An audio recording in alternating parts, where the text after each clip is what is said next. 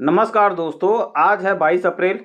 5 प्रमुख सुर्खियों से आज का करंट अफेयर को हम शुरू करेंगे, जिसमें सबसे पहला जो हमारा सुर्खिया है, Mohammed Salem 2024 World Press Photo of the Year का पुरस्कार जीत चुके हैं। एनएफएल के दिग्गज रोमन ग्रेबियल का 83 वर्ष की आयु में निधन हो चुका है। भारतीय नौसेना पूर्वी समुद्री तट ईस्टर्न वेव अभ्यास आयोजित किया।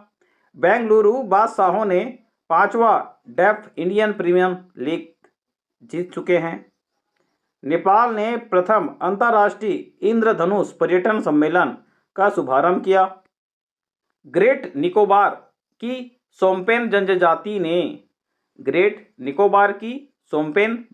ने पहली बार मतदान में भाग लिया।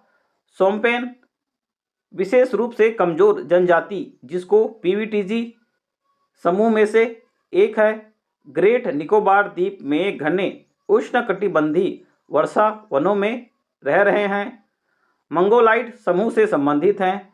जनगणना 2011 के अनुसार शोम्पेन की अनुमानित जनसंख्या 229 है। वे शिकारी, संग्रहणकर्ता, जंगली सुअर, अजगर, मॉनिटर छिपकली, मगरमच्छ को निशाना बनाते हैं और अर्ध खानाबदोश जीवन जीते हैं। राष्ट्रीय सिविल सेवा दिवस 21 अप्रैल को मनाया जाता है। इस दिन सिविल सेवकों को लोगों की सेवा के प्रति उनकी कड़ी मेहनत और समर्पण के लिए पहचाना जाता है। पहला उत्सव 21 अप्रैल 2006 को नई दिल्ली के विज्ञान भवन में आयोजित किया गया था। सत्येंद्र नाथ टैगोर भारतीय सिविल सेवा में शामिल होने वाले पहले भारतीय थे। भारतीय सिविल सेवा अधिनियम 1861 में लॉर्ड कैनिंग के वायसराय काल से पारित किया गया था। जो घटनाक्रम है, देख सकते हैं कि प्रतिवर्ष 22 अप्रैल को विश्व पृथ्वी दिवस मनाया जाता है। 2024 का जो थीम है पृथ्वी दिवस का, प्लेनेट वर्सेस प्लास्टिक है। लॉर्ड नेल्सन नाम के एक अमेरिकी सीनेटर ने 22 अप्रैल 1970 को पहला पृथ्वी दिवस आयोजित किया था। 1990 में हेज ने 140 देशों से अधिक 200 मिलियन से अधिक लोगों के साथ एक साथ वैश्विक पृथ्वी दिवस आयोजित किया। 2009 में संयुक्त राष्ट्र ने पृथ्वी दिवस को अंतर्राष्ट्रीय मातृ पृथ्वी दिवस का नाम दिया। IRDAI ने स्वास्थ्य बीमा खरीदने के लिए आयु सीमा हटा दी। पहले व्यक्तियों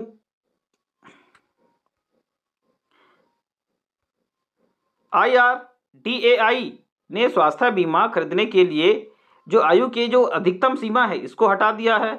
पहले व्यक्तियों को केवल 65 वर्ष तक ही नया बीमा पॉलिसी खरीदने की अनुमति था। हालांकि 1 अप्रैल 2024 को लागू हुए परिवर्तनों के साथ कोई भी उम्र की परवाह किए बिना अब नया स्वास्थ्य बीमा को खरीद सकने का पात्रता रखता है। IRDAI स्वास्थ्य बीमा प्रतीक्षा अवधि को 48 महीनों से घटाकर 36 महीने कर दिया। IRDAI का मुख्यालय है हैदराबाद।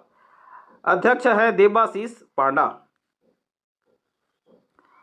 मोहम्मद सलेम ने 2024 World Press Photo of the Year का पुरस्कार जीत चुके हैं। उन्होंने गाजापट्टी में अपनी 5 वर्षीय भतीजी के शव को गोद में लिए हुए एक फिलिस्तीनी महिला की अपनी छवि के लिए जीत हासिल की। विजेता छवि में 36 वर्षीय इनास अब्बू ममार को अस्पताल के मुर्दा घर में सैली चादर से ढके शरीर को पकड़कर रोते हुए दिखाया गया है। तस्वीर 17 अक्टूबर 2023 को गाजा के खान यूनिस में ली गई थी, जहां परिवार फिलिस्तीनी इलाके में इजरायली बमबारी के दौरान मारे गए रिश्तेदार की तलाश कर रहे थे। बर्राज पवार ने रोइंग में भारत का पहला पेरिस ओलंपिक कोटा हासिल किया। बर्राज पवार ने दक्षिण कोरिया के चुगजू में एशियाई ओलंपिक क्वालिफायर के पुरुष एकल स्पर्धा में तीसरे स्थान पर रहकर रोइंग में भारत का पहला पेरिस ओलंपिक कोटा हासिल किया। इस बीच mix double scull para rowers Narayana Konganapalle और अनीता अपनी क्वालिफिकेशन रेस में पहले स्थान पर रहे। 2024 पैरा ओलंपिक में अपनी जगह पक्की कर ली। एनएफएल के दिग्गज रोमन गैब्रियल का 83 वर्ष की आयु में निधन। एनएफएल के दिग्गज रोमन गैब्रियल का 83 वर्ष की आयु में निधन। 1969 में एनएफएल और लीग एमवीपी में पहले फिलिपिनो अमेरिकी क्वार्टरबैक गैब्रियल का 83 वर्ष की आयु में निधन हो गया।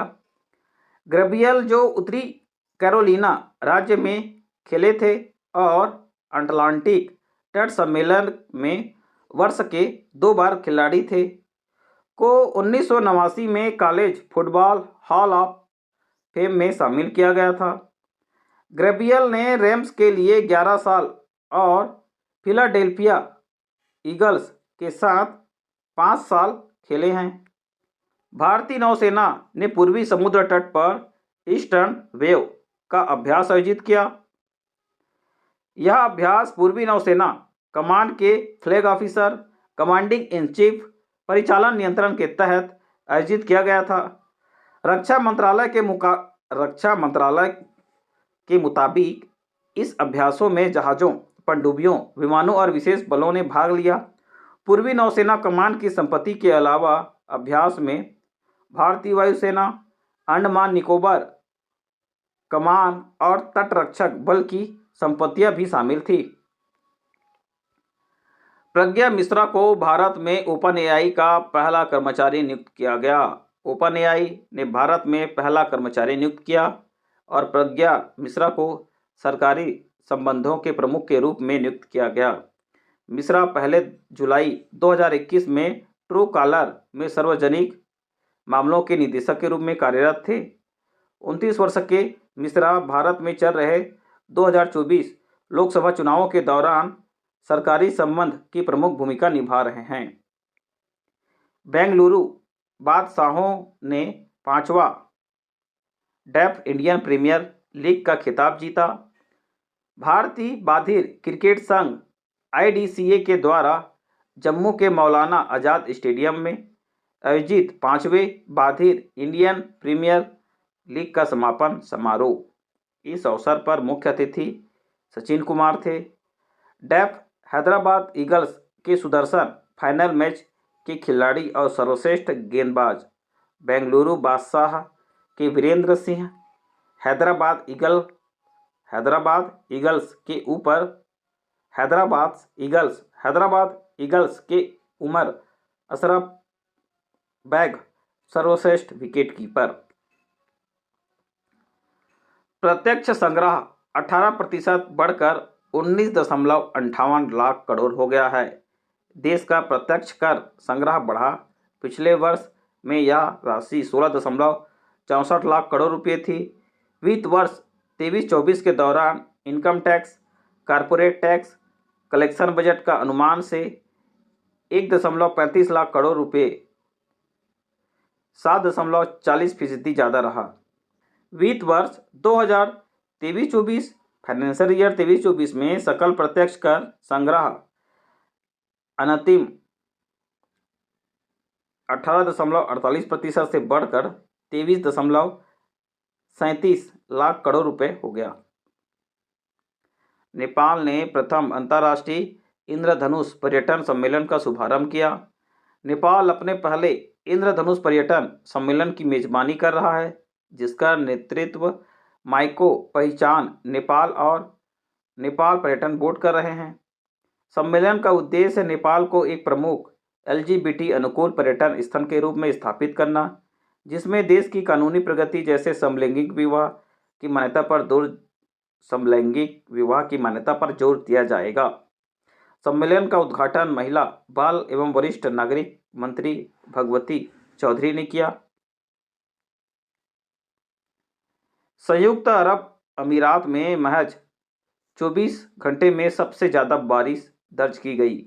दुबई मौसम विभाग के अनुसार 2 साल की बारिश केवल 24 घंटों में होने के बाद शहर में भीषण बाढ़ दर्ज की गई। इसमें दावा किया गया कि क्षेत्र में 24 घंटे में 6.26 इंच बारिश दर्ज की गई। आमतौर पर रेगिस्तानी क्षेत्रों में सालाना 3.12 इंच का बारिश होता है। यूएई में 75 साल में सबसे भारी बारिश हुई है। दुबई में ख़त्म अल शकला में 24 घंटों में 254 मिलीमीटर बारिश दर्ज की गई। इस प्रकार से आज का ये जो करंट अफेयर ये हो चुका है कंप्लीट। कल मैं आपसे मिलूंगा नए करंट अफेयर और नए रोचक तथ्यों के साथ। तो आप स्वस्थ रहें, मस्त रहें, पढ़ते रहें। जय हिंद।